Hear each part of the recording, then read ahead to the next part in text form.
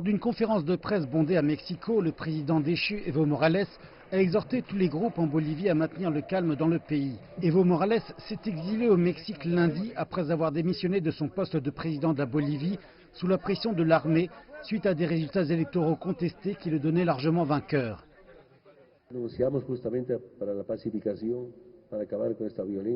Nous avons démissionné précisément pour mettre fin aux violences. Mais celle-ci ne cesse pas. Je pensais que le lendemain de ma démission, il y aurait la paix et la tranquillité. Mais le lendemain, il y a eu 4 morts.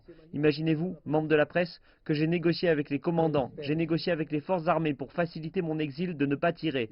Interdit qu'on utilise des balles, qu'on tire sur les gens. J'ai démissionné et le lendemain, il y a de plus en plus de morts par balle. C'est douloureux. Certainement, si les gens le demandent, je retournerai tôt ou tard, mais dès que possible pour pacifier la Bolivie, si c'est ce que demande le peuple bolivien. Evo Morales a répété qu'il était victime d'un coup d'État orchestré par ses opposants d'extrême droite. Par ailleurs, à la capitale La Paz, mardi, ses partisans ont revendiqué ses accomplissements alors que la police envoyait des gaz lacrymogènes.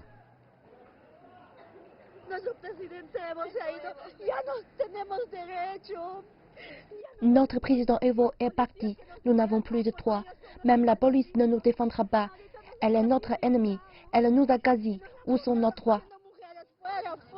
Les partisans d'Evo Morales se sont rassemblés pour manifester devant le Congrès contre le remplacement de leur dirigeant par une présidente par intérim.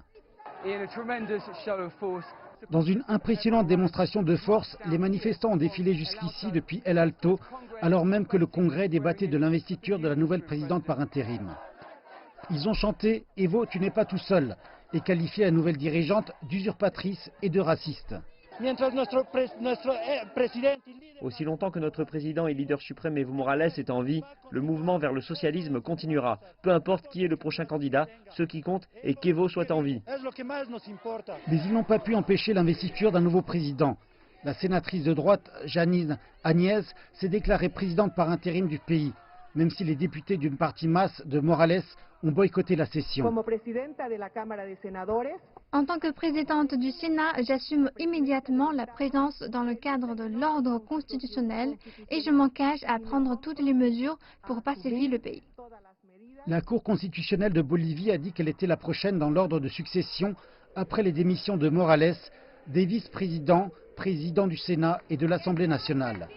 Conservatrice religieuse, Madame Áñez constitue un contraste frappant avec Evo Morales, mais des analystes expliquent que son rôle est transitoire. Le président par intérim a un mandat qui est de convoquer de nouvelles élections dès que possible. La Constitution donne 90 jours pour le faire, mais la situation du pays exige que cela soit fait plus tôt. Tandis que les troubles se poursuivent, de nombreux Boliviens mettent tous leurs espoirs dans de nouvelles élections.